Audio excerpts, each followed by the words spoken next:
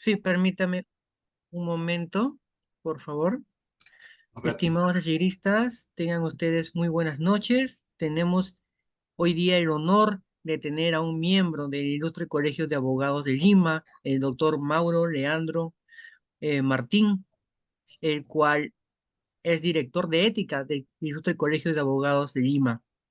Es abogado por la Universidad Nacional Mayor de San Marcos, con estudios de doctorado en filosofía, gestión económica global y derecho, y ciencias políticas. También es docente ordinario en la Universidad Nacional Federico Villarreal y es juez mixto y es juez superior del Poder Judicial. Gracias, doctor Leandro, en nombre de la Universidad Nobre Wiener, por haber aceptado esta invitación y por empezar esta gran ponencia. Muchas gracias, doctor. Le damos el pase.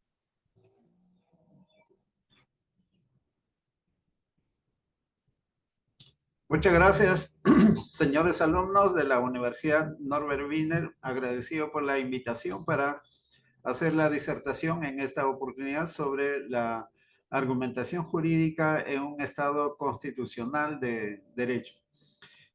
Para nosotros, cuando nosotros estudiamos teoría general del derecho, nosotros hemos estudiado lo que es positivismo jurídico. El positivismo jurídico implica que derecho existe cuando la ley lo establece así. Y para nosotros hacer un razonamiento y una argumentación jurídica para decidir los casos que se nos pone a disposición en los órganos jurisdiccionales del Estado, lo que tenemos que hacer es lo que clásicamente se hacía desde la época de Aristóteles, hacer una premisa mayor, premisa menor y una conclusión.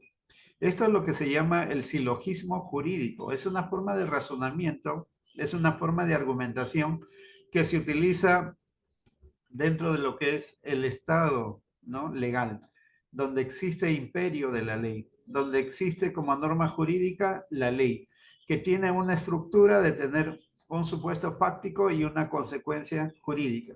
Es un tipo de razonamiento casi de carácter mecánico, donde no requiere mayor intervención del jurista.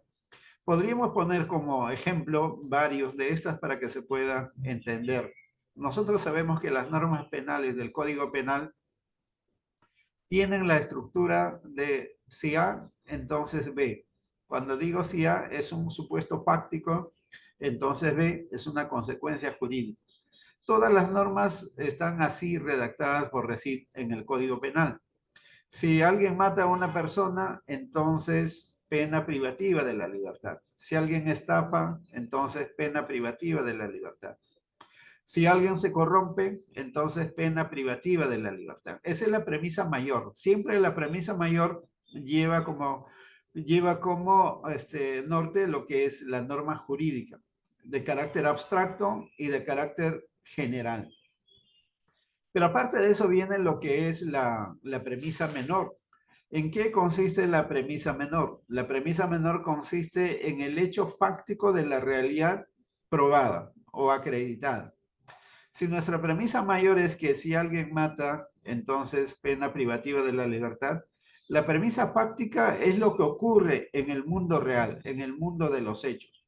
Si Juan mata a Pedro y si eso está acreditada, entonces esta acreditación se subsume en el supuesto fáctico de la norma y el fallo o la consecuencia será de que a esta persona hay que darle pena privativa de la libertad. Es un tipo de razonamiento mecánico fácil para casos sencillos. En el derecho penal ya nosotros tenemos esa estructura normativa, que nosotros ya no necesitamos hacer un razonamiento ni menos una creación de esa estructura normativa. Pero cuando nosotros trabajamos en el derecho civil, en el derecho comercial, en el derecho laboral, no vamos a encontrar este tipo de normas, porque las normas son, en este caso, fracciones, ¿no? O sea, están fraccionadas. ¿Por qué razón? Porque nosotros tenemos que, por razonamiento, por inferencia, lograr de 3, 4, 5 artículos una norma de esa naturaleza. Porque no hay normas perfectas como en el derecho penal, sino que hay normas de definición, hay normas de concepto, hay normas de interpretación, etcétera, etcétera. Entonces hay que unir 2, 3, 4 normas legales para nosotros lograr construir una norma perfecta como la que acabamos de indicar como la norma penal. Por decir, no hay ninguna norma donde diga que si tú cometes un adulterio, entonces tu matrimonio se disolverá, sino que eso lo logramos engarzar de 2 o más disposiciones legales. Entonces, cuando digo, si alguien comete adulterio, entonces el matrimonio debe disolverse. Y el cónyuge que ha causado ese agravio tiene que perder la sucesión o deberá de indemnizar. Entonces, esa conclusión que yo estoy llegando no está en una norma expresa, sino que yo lo estoy sacando de varias normativas. En materia de derecho laboral sucede lo mismo. En materia de derecho comercial también sucede lo mismo. Estamos ante fragmento de normas, que 2, 3, 4 normas hacen una norma perfecta, tal conforme lo que aparece en el derecho penal. Entonces los civilistas, los comercialistas, los laboralistas tenemos que realizar una labor, ¿no? Superior a la que trabajan los penalistas, porque nosotros no tenemos ninguna norma de esa naturaleza. Mentalmente tenemos que crear una norma perfecta que tenga si A, entonces B. Si incumples un contrato, entonces el contrato debe resolverse. Y a la vez que si incumples el contrato, al resolverse el contrato, debes pagar un resarcimiento económico y a la vez deberás devolver las prestaciones que se han venido dando, ¿no? Entonces, ahí lo que yo estoy haciendo es una creación normativa mentalmente, al igual que una norma de carácter penal. Y una vez que yo creé la norma abstracta, una norma general, iré pues a los hechos. Si en los hechos A y B celebraron un contrato y A incumplió el contrato, entonces B puede solicitar la resolución del contrato y el pago de un resarcimiento económico. Entonces, si está aprobado que se ha resuelto el contrato, como el tema, en este caso, se subsume en el supuesto fáctico de la norma, entonces el fallo, la consecuencia será que el contrato debe resolverse o en todo caso el contrato, el que incumplió en el contrato debe pagar resarcimiento económico. Son razonamientos de tipo mecánico, se aplica en este caso la lógica jurídica, se aplica lo que es el silogismo jurídico, premisa mayor, premisa menor y conclusión. Esa misma forma de razonamiento es que utilizan todos los órganos jurisdiccionales del Estado.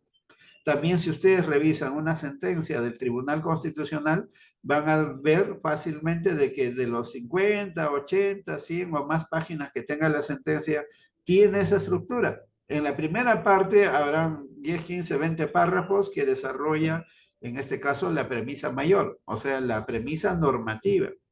Y después más abajo dice, ¿no? Los hechos del caso. Y ahí se verá qué cosas están probadas y esas, las que están probadas, se subsumen en el supuesto de la norma, entonces el fallo será la consecuencia.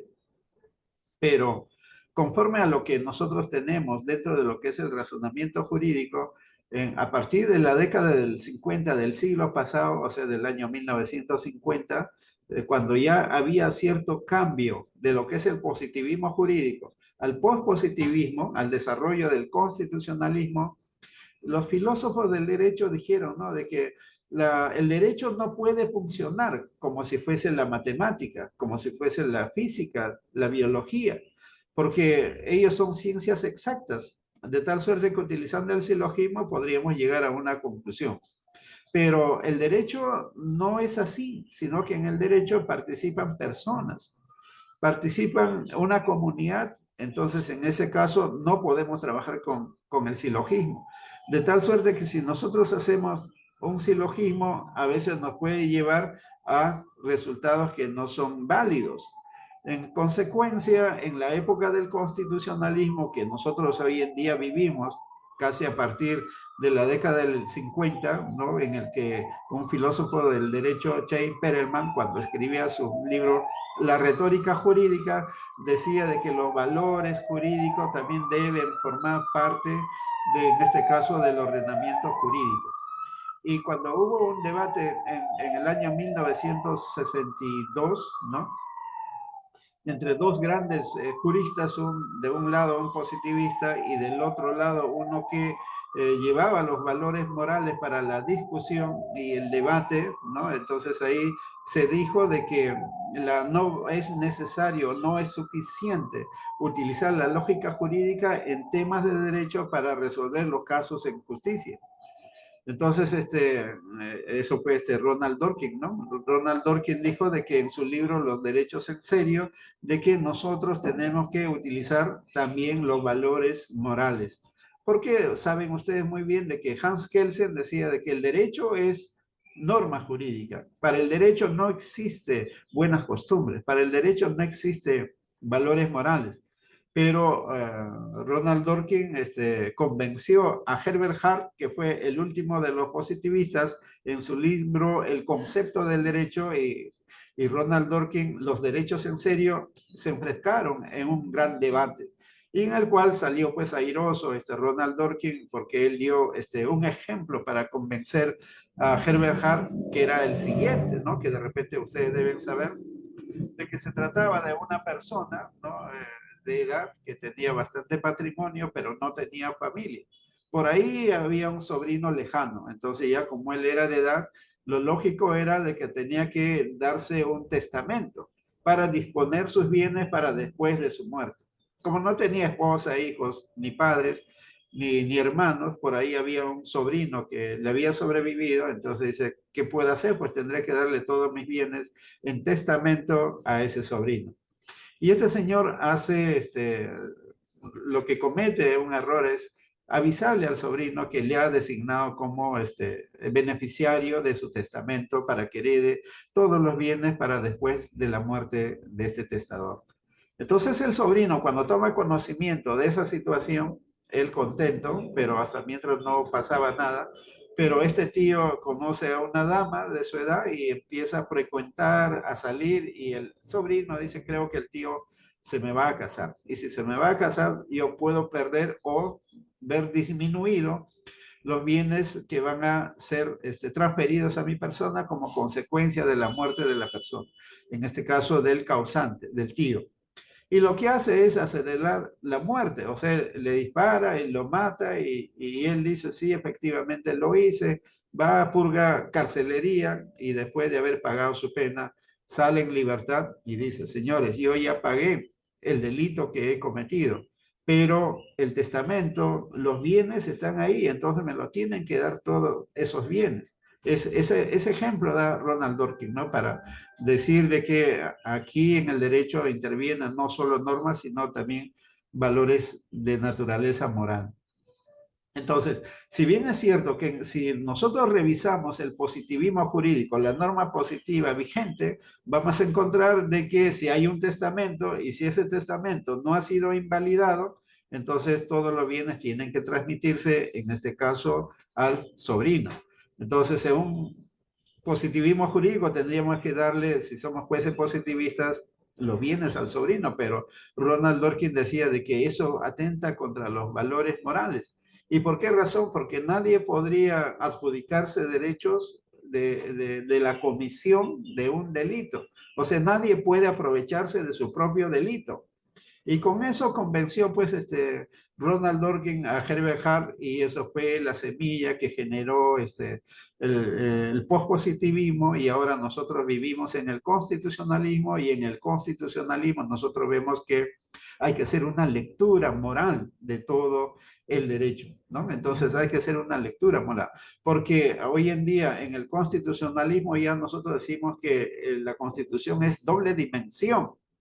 ¿Y por qué decimos doble dimensión? Porque por un lado existen los derechos fundamentales positivados, pero por otro lado existen los valores morales, ¿no? Y los valores morales van a determinar de que por intermedio en este caso, de un derecho fundamental, ¿no? Reconocido en el artículo 1 de nuestra Carta Constitucional es que se va a generar muchos otros más derechos, ¿no?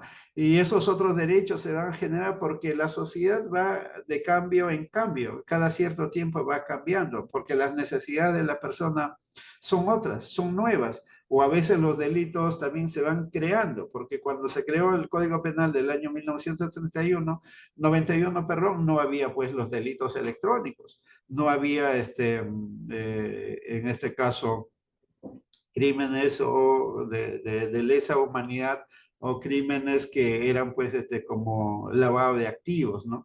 Y en el derecho civil tampoco no había la prueba del ADN cuando se dio el Código Civil del año 1984, sino que esta fue ingresada con posterioridad cuando se generó esa prueba y se dijo de que esos medios probatorios tienen casi una preciencia del 99.9%. Entonces hoy en día recién hemos corregido esos códigos civiles y nosotros podemos ya actuar esos medios probatorios. Entonces, si antiguamente el Estado del Derecho, en la legalidad o el imperio de la ley se practicaba, en este caso, el análisis silogístico del derecho, la aplicación silogística del derecho, hoy en día ya no es así. Hoy en día nosotros, a partir de los valores constitucionales que están positivados en la Carta Constitucional, como es la dignidad, como es la libertad, la igualdad, la solidaridad, la identidad, o si vamos a temas políticos, vamos a ver de que nuestro Estado peruano es un Estado republicano, es un Estado democrático, es un Estado social, es un Estado soberano, es un Estado donde prima pues la división de poderes, ¿no? Entonces, de cada una de esas normas que tienen open texture, ¿no? Una textura amplia, no es como la norma legal en el cual aparece que es para casos concretos y específicos. Entonces, de ahí el legislador lo que va a hacer es crear nuevos derechos, ¿no? Con la interpretación le va a dar sentido esencial, contenido esencial y va a generar muchos otros derechos. Del derecho de la dignidad nace pues por decir lo que nosotros hoy en día conocemos, la intangibilidad de la persona, la inviolabilidad de la persona, la consideración y respeto que debe darse a una persona, la libre determinación de la voluntad de una persona. Todos tenemos derecho a decidir por nosotros mismos lo que queremos ser en la vida. Ustedes habrán decidido ser abogados, otros habrán decidido ser ingenieros, médicos, pero cada uno decide, porque eso es compatible con lo que es el libre desarrollo de la personalidad. Entonces, el principio de dignidad es una fuente de generación de muchos derechos. Y el Tribunal Constitucional Federal Alemán, que fue creado por la Constitución Alemana de Derechos Fundamentales del año 1949, a partir de la fecha de su creación, emitió pues muchas sentencias creadoras, ¿no? Creativas, innovadoras. Y lo que hicieron los españoles fue recopilar esas sentencias y en el año 1978 sacaron una constitución española. Y esa constitución fue fruto del trabajo del Tribunal Constitucional Federal Alemán. Y a la vez que esa constitución española fue copiada por los peruanos en el año 1979 y que está vigente desde el año 1980. Y todos los países latinoamericanos copiaron eso. Los mismos países de la Unión Soviética antigua que se resquebrajó y cada uno de los estados fue separado, hicieron una nueva refundación con esa constitución. Los países asiáticos, de tal suerte que los derechos que nosotros ya tenemos en nuestra Carta Constitucional casi que se viene universalizando, porque estos temas también están replicados en los tratados de derechos humanos o de derechos fundamentales que los estados han venido suscribiendo. Entonces, la aplicación ya en el tema esto de derecho constitucional, en el cual ya no es de carácter normativo, sino que también se aplica el tema de la moralidad, ya es totalmente distinto, sino que a veces nuestros profesionales del derecho, tanto los que trabajan en el Poder Judicial, en la Corte Suprema de Justicia de la República, por la edad y la formación que ellos han tenido en la universidad, siguen aplicando el positivismo jurídico. cuando ya nosotros hemos hecho un cambio de paradigma, ya nosotros estamos en el constitucionalismo, en el cual ya la interpretación ha cambiado. No es interpretar nosotros la norma utilizando la ley y después pasar a principios y después terminar en los valores, ¿no? Sino que lo que tenemos que hacer es una interpretación al revés. Tenemos que venir de los valores para después pasar a los principios y de ahí a lo más específico, que en este caso es la regla legal. Entonces, si nosotros tenemos esa amplitud de criterio, de los valores, de los principios, y vemos las normativas legales que están en el Código Civil, Penal, Laboral, Comercial, lo que vamos a ver es de que a veces esas reglas son contradictorias con los valores. Entonces ahí el Poder Judicial, en los casos concretos que resuelve, declarará, en este caso, el control difuso y lo inaplicarán en el caso concreto, mientras que el control concentrado lo hace el propio Tribunal Constitucional mediante una acción que se llama acción de inconstitucionalidad. Una regla legal se opone a la Constitución, en ese caso hay que presentar una demanda al Tribunal Constitucional, tramitarse esa demanda y el tribunal emitirá una sentencia si considera de que una norma legal está vulnerando la constitución política del Estado, entonces lo que tendrá que hacer es declarar la nulidad de esa ley, ¿no? Pero aparte de esto, como ya les había dicho, de que en la época actual nosotros ya no podemos hacer un razonamiento legal, ¿no? Sino tenemos que hacer un razonamiento, en este caso, de carácter creativo, de carácter innovador, es que nosotros en la doctrina teórica o filosófica tenemos uno que se llama la tópica jurídica. ¿En qué consiste la tópica jurídica? Cuando ustedes escuchan la palabra tópica, lo relacionan con tópico. Y el tópico es aquella sección, una sección que aparece en todos los hospitales, en el cual ustedes pasan y le dicen, échese en la camilla y le dicen dónde le duele a usted. Usted puede decirle en la vista, le puede decir en los miembros inferiores o en la cabeza o en los intestinos, en el corazón. Entonces, cuando el médico dice dónde te duele y usted le dice en el corazón, entonces de todo el cuerpo lo que el médico va a ir es a ver el corazón. Y es así, en el ordenamiento jurídico, nosotros podemos estar en temas penales, temas laborales, temas civiles, temas comerciales. Y entonces nosotros vamos al abogado y le decimos, ¿qué problema tenemos? Entonces, el abogado dice, ¿qué problema tienes? Y nosotros le diremos, no, tengo problemas penales, laborales, civiles o comerciales. Pero eso aún sigue siendo bastante extenso de lo que es, por decir, si nosotros vemos un tema civil de los 10 de los 10 títulos que hay en el Código Civil, ¿no? Ajustaremos y diremos, ¿no? Tengo un problema en derechos reales, pero derechos reales sigue siendo extenso. Iremos ajustando y de repente diremos en posesión o propiedad. Y si es posesión, nos preguntarán, ¿pero qué pasa con la posesión? O sea, te han despojado o te están perturbando en la pacífica posesión. Y así poquito a poquito iremos yendo a un punto específico. Entonces los romanos, en el derecho romano, ellos trabajaban así. No existían normas para ellos. Y al no existir normas, pero sí habían problemas, entonces iban a ese tópico concreto para resolver. ¿Y cómo lo resolvían? Utilizando lo que Aristóteles decía, la mayéutica. Se hacía una lluvia de ideas, ¿no? Para resolver ese tema y poquito a poquito se iba ajustando y se iba descartando algunas propuestas que se habían hecho. De repente encontramos propuestas contradictorias, pero al final de cuentas tiene que ser tamizada y la respuesta que quede, ese resolverá el problema. Pero lo adicional que tenemos que tener en consideración acá es que esa respuesta tiene que estar necesariamente considerada en un texto, ¿no? En un texto. Por decir, cuando ustedes van a comprar pan a la panadería para su desayuno, se van a encontrar de que hay personas que están haciendo una cola. De repente encontramos 10 personas, 1, 2, 3, 4 están en una fila esperando. Ustedes llegaron último y si llegaron último no van a pedir que les atiendan primero, porque ahí le van a decir vaya a la cola, ¿no? Al final. Entonces los romanos eran observadores de esa situación y al observar dijeron de acá podemos sacar un principio. ¿Y cuál era el principio?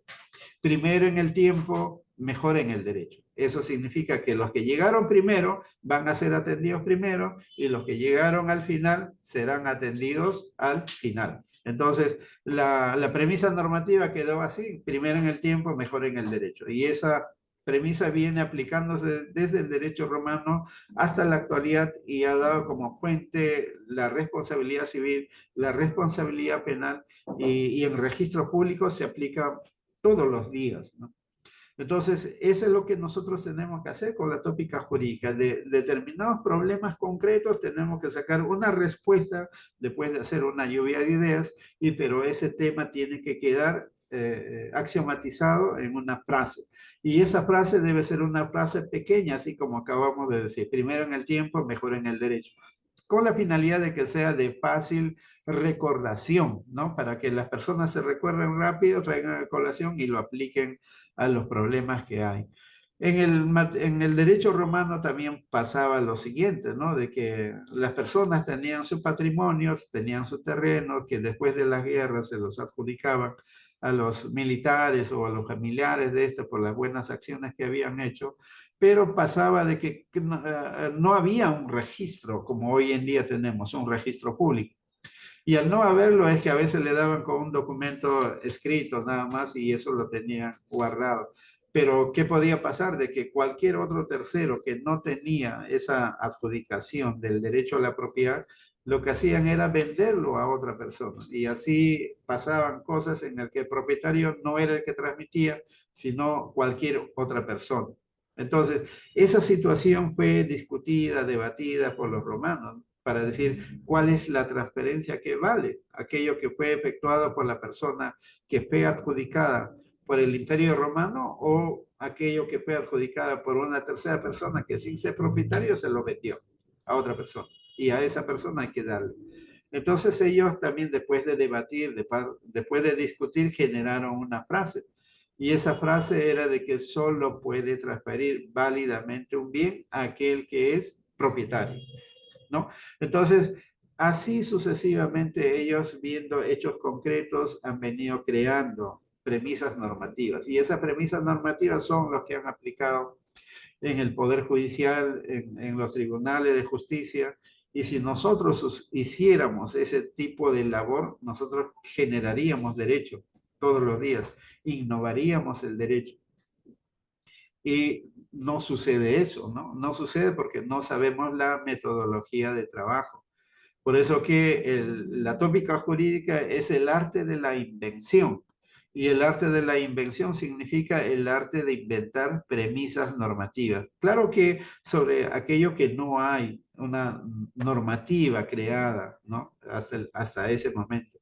Y podemos decir hoy en día de que hay normativas que todavía no han sido creadas y que deben crearse para que resuelvan problemas que se presentan en la realidad, sí, efectivamente, hay que crear más premisas, ¿no? Más premisas, porque a veces, conforme decía el positivismo jurídico, el derecho es pleno, decía, ¿no? O sea, de que el derecho normativo regulaba todas las acciones de las personas. Pero eso es totalmente falso, porque cuando revisamos el Código Civil, Código Penal, Comercial, laboral, no vamos a encontrar la norma. Y al no encontrar la norma, no vamos a decir, pues, que no voy a hacer justicia, no obstante que soy juez. En ese caso concreto, estaríamos ingresando a lo que es la negación de la justicia, que también es un acto arbitrario, porque la norma dice que el juez tiene que hacer justicia, no puede invocar en este caso de que no hay ley o en todo caso hay un vacío, silencio normativo o hay una laguna. Entonces tiene que hacer una labor de creación. Y esa labor de creación lo hacemos precisamente con la tópica jurídica, ¿no? O sea, tenemos que ser inventores de la norma. Claro que estas normas tienen que adecuarse al marco constitucional. Si vulnera la norma creada al marco constitucional, significa que esa norma es inválida.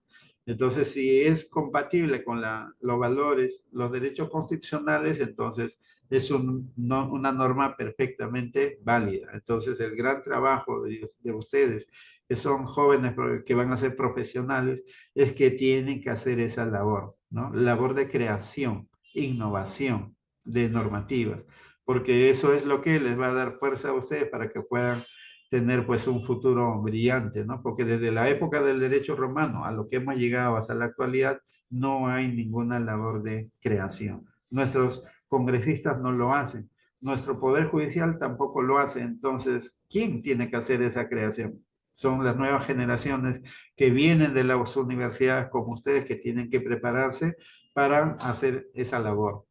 Aparte de lo que es la tópica jurídica, viene otra disciplina que es la retórica jurídica.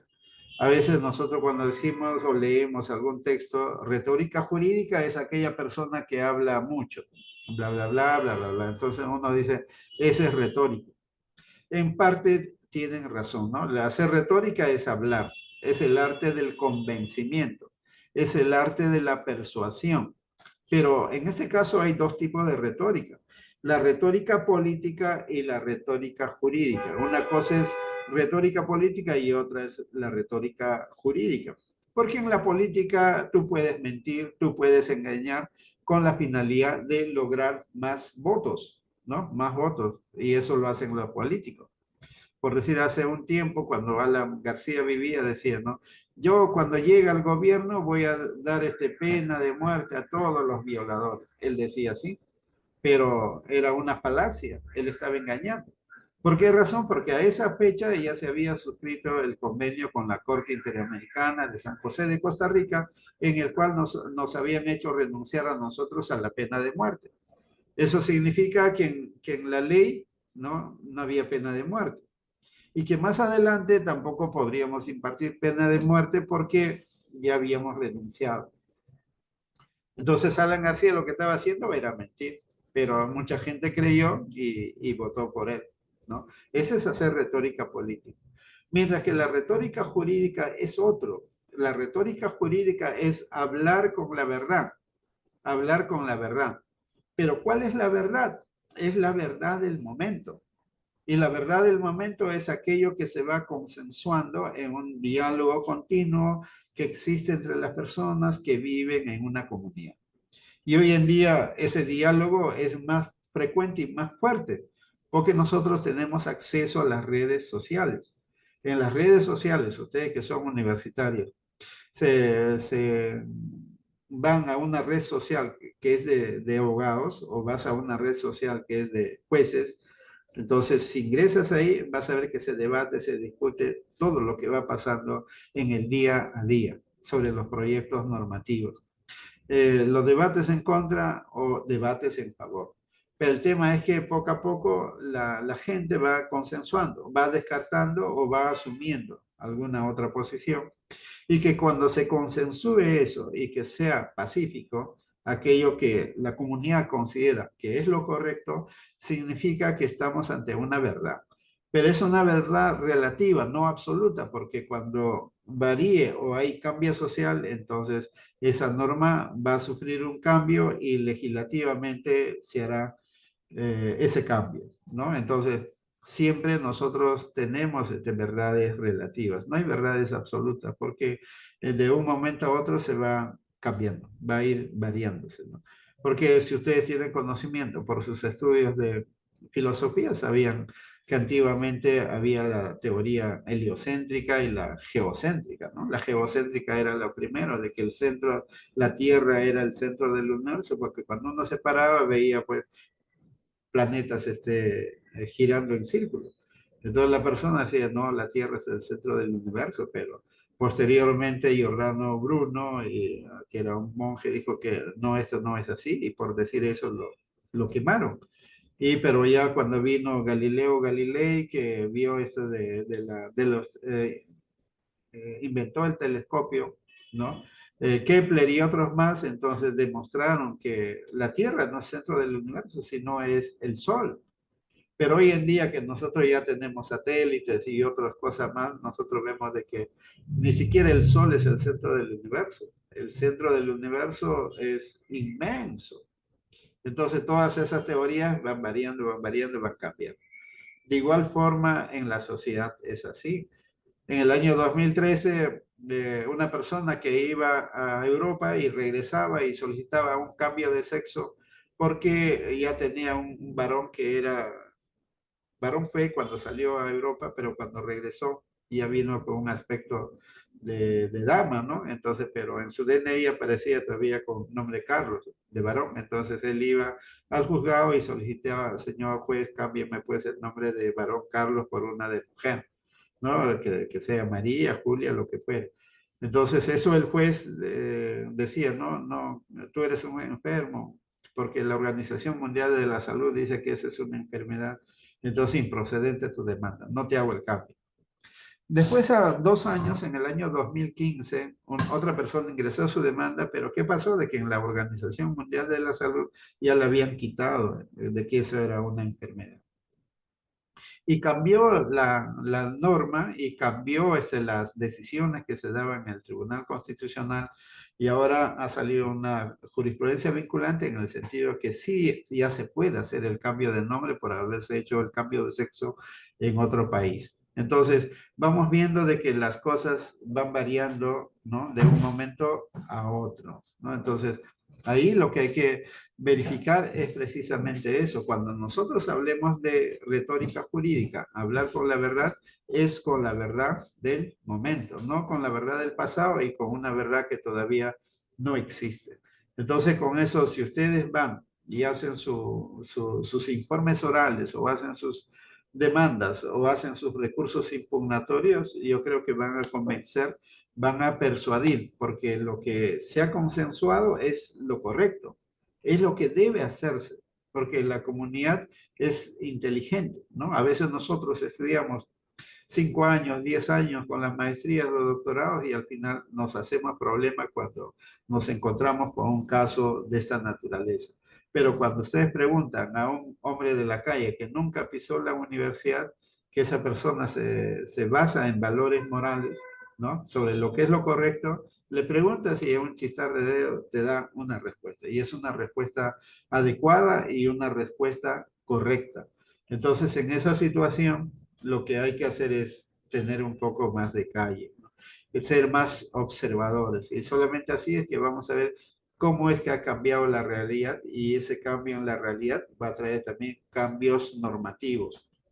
El Código Civil Napoleónico del año 1804 está vigente hoy en día, con pequeños cambios. Pero nosotros cuando tengamos un problema en tema civil o en un caso concreto, tendremos que hacer con una interpretación con la realidad del año 1804 o lo haremos con una realidad del año 2000, en este caso 24.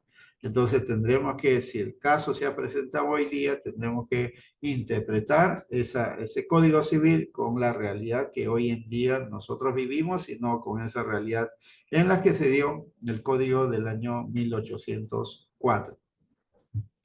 Aparte de esto, hay una teoría integradora, ¿no? Dicen, ¿no? Una teoría integradora en el cual de Neil McCormick es un autor, un filósofo que dice de que no puede haber solamente la lógica formal utilizando el silogismo y tampoco puede haber un razonamiento, en este caso, principista o axiológico, sino que se deben juntar los dos, ¿no? Por eso que dice teoría integradora de los dos anteriores. ¿En qué sentido? Para casos fáciles debemos de utilizar el silogismo jurídico, ¿no? Pero para casos difíciles deberíamos de utilizar los valores jurídicos o los principios. Entonces, en un razonamiento, en una argumentación jurídica, lo que tenemos que ver es que para casos fáciles utilizo lo que es la lógica jurídica y puedo resolver. Pero a veces esa premisa o ese silogismo que se ha hecho, premisa mayor, menor, conclusión, para sacar una respuesta, a veces no lo podemos lograr con un simple silogismo o con la lógica jurídica. Necesitamos ajustar más, ¿no? El tema de la premisa mayor. Necesitamos ajustar más la premisa menor, los hechos probados. Y con eso la conclusión variará. Y esa variación que se genere va a ser de carácter justa.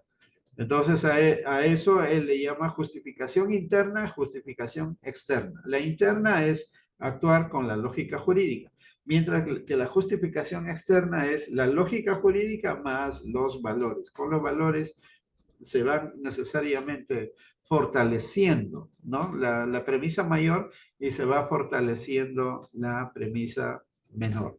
Entonces, hoy en día, esa teoría es utilizada por todos los tribunales del mundo, ya sea del Poder Judicial o los tribunales constitucionales, o en todo caso, tribunales administrativos. Entonces, esas cositas ustedes tienen que captar, desarrollar y aplicar a los casos concretos para que la decisión que se tome en el fondo sea una decisión justa, sea una decisión correcta, porque si no es así, la persona que lee pues se va a matar de la risa, decir quién hizo esto, ¿no? Ahora ya no podemos hacer una argumentación que sea como en la época del positivismo jurídico, sino conforme a la época del constitucionalismo. Porque hoy en día nosotros no es que hacemos la argumentación para notificar y decir que esto es así, sino que tenemos que con esa argumentación persuadir, convencer de que aquello que se ha decidido es lo correcto, de tal suerte que incluso el que lo ha perdido, el caso diga, sí, pues perdí en buena lid, ¿no? O sea, con buenos argumentos. Y ya ni siquiera interponen un recurso impugnatorio de apelación, queda consentida y se ejecuta. Porque ustedes convencieron, persuadieron en la decisión que se ha emitido. Entonces, esa labor nos corresponde hacer a todas aquellas personas que trabajamos hoy en día en el mundo jurídico. Pero también en el tema constitucional hay lo que se llama, pues, este tema de la ponderación de valores, ¿no? La ponderación de valores significa de que cuando hay dos valores enfrentados o un grupo de dos, tres valores con uno o dos, tres valores con otros dos, tres, entonces tenemos que hacer una labor de ponderación. Y esta creación de la ponderación fue del Tribunal Constitucional Federal Alemán en el año 1958 como consecuencia de un caso denominado LUT, L-U-T-H, ¿no? Dio en una sentencia y dijo de que en el estado actual de cosas, los derechos humanos no solamente tienen una naturaleza vertical. El Estado oprime al ciudadano, sino que también hoy en día los derechos fundamentales también se dan en la horizontalidad, o sea, en nuestras relaciones entre nosotros con otras personas, que podría ser una relación laboral, una relación civil, una relación comercial, ¿no? Entonces, la horizontalidad de los derechos fundamentales. Sobre la doble dimensión, ya les dije, ¿no? La doble dimensión es como que en el ambiente que me encuentro estuvieran ustedes y muchos ciudadanos, vivimos con normas, pero esas normas son normas abstractas, son normas generales. Entonces abrimos una ventana y ingresa el rayo solar. Y al ingresar el rayo solar, lo que está ingresando son los valores morales. Y a través de ellas nosotros le damos contenido y sentido a las normas jurídicas escritas, como en este caso son la ley, y las normas que aparecen de nuestro Código Penal, Civil, Laboral y otros. Esa labor es lo que hay que desarrollar. Y eso es lo que nos falta a nosotros, porque si no lo hacemos así, sencillamente no vamos a avanzar en el mundo jurídico.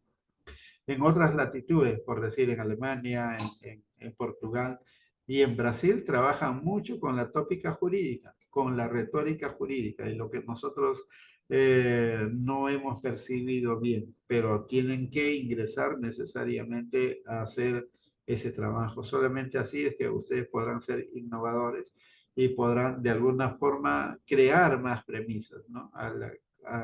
A punto de que sean como los romanos. Los romanos generaron mucho derecho, ¿no? Y se hizo el Corpus Juris Civilis, Justiniano, y tenemos todos los principios que tenemos, por decir, la tría precepta de Justiniano, ¿no? De no hacer daño a otro, vivir honestamente y dar a cada uno lo suyo. Son enseñanzas que han pervivido en la vida, pero de igual forma, de acuerdo al desarrollo actual de nuestra sociedad, nosotros también podemos hacer nuevas creaciones, nuevos aportes para el desarrollo de la ciencia jurídica. Se supone de que si ustedes están estudiando van a ser jóvenes profesionales y que van a traer el cambio en nuestra sociedad, en la administración de justicia, tienen que pues hacer esa labor.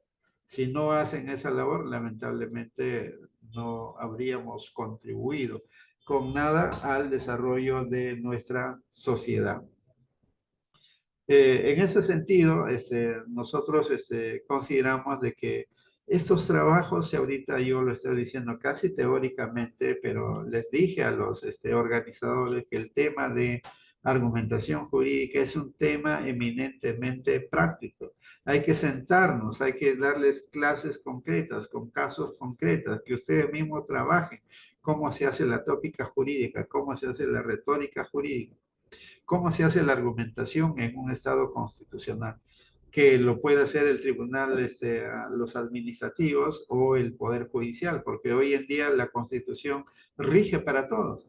Y no hacer una argumentación correcta, una justificación de las decisiones razonables, ponderadas que nosotros tomamos, significaría cometer un acto de arbitrariedad, un acto de injusticia. Antiguamente la Corte Suprema de la República, máxima instancia del Poder Judicial, sacaba su sentencia en media página.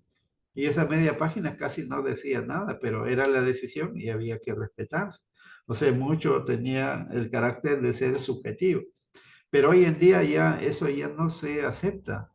Ya no se acepta porque la instancia superior te lo nulifica. Y si el Poder Judicial, la instancia superior, supremo, que en este caso la Corte Suprema, hace un defecto de motivación, entonces lo anulará el Tribunal Constitucional. Y muchas sentencias del Tribunal Constitucional por defecto de motivación han sido anuladas por la Corte Interamericana de San José de Costa Rica. Entonces tenemos muchos controles. Entonces no pueden hacer ustedes un trabajo, en este caso, que no cumpla con ese rigor de una adecuada motivación, una adecuada argumentación. Entonces espero que en una próxima oportunidad que nos reunamos sea presencial para ya llevar casos concretos, porque a veces con teoría ingresa y después se va por otro lado, ¿no? Entonces, pero cuando uno lo trabaja, uno sufre los casos, uno trabaja en la respuesta, en el desarrollo o aprende la metodología, eso queda para siempre. Y que cuando ustedes tengan casos más adelante, lo van a resolver utilizando la metodología. Lo que hay que hacer es eso, ¿no? Entonces yo agradezco por la invitación. No sé si tienen ustedes alguna pregunta, pero con el tema de quedar para otro día para llevar a cabo clase presencial para hacer mucho más práctico, porque ese tema es práctico. No sé si tienen algunas preguntas, señores. Ya avanzamos lo que teníamos que hacer porque mucho teoría no podemos ampliar más. Muchas gracias, doctor, por su amabilidad. Estimados talleristas, ¿tienen ustedes alguna pregunta para el doctor Leandro? Hay que aprovecharlo que justo lo tenemos ahorita con nosotros y poder preguntarle todas las preguntas que nosotros queramos. ¿Alguno quiere hacer alguna pregunta, chicos?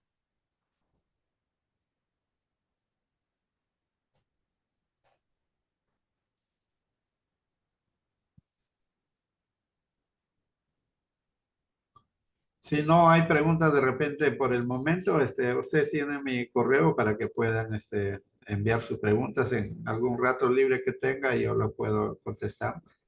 Pero Y también le decía, ¿no? De que este tema de la argumentación es más práctico que teórico, porque cuando uno practica, uno se esfuerza y ve la metodología, y esa metodología trabajada ya nunca se olvidan y siempre van a trabajar con eso para ser creativos, innovadores y mejorar en la ciencia jurídica que hoy en día tenemos, ¿no? Porque nosotros como alumnos, ya sea de una universidad nacional o particular, nosotros tenemos que contribuir con un grano de arena a que la ciencia jurídica mejore mucho más de lo que está. Y eso lo vamos a conseguir a punta de esfuerzo, a punta de trabajo, pero eso va a servir para ustedes, para que se formen como profesionales y puedan contribuir con el desarrollo del derecho y a la vez que también sean pues futuros abogados prestigiados, ¿no? Eso es la intención de la exposición para que ustedes en algún momento sean pues triunfadores. doctor, justo, discúlpeme un momento, quiero hacerle llegar por este medio algo de parte de la universidad. También quería decirle, chicos, Por favor, llenen el formulario de asistencia para que puedan recibir su constancia de participación.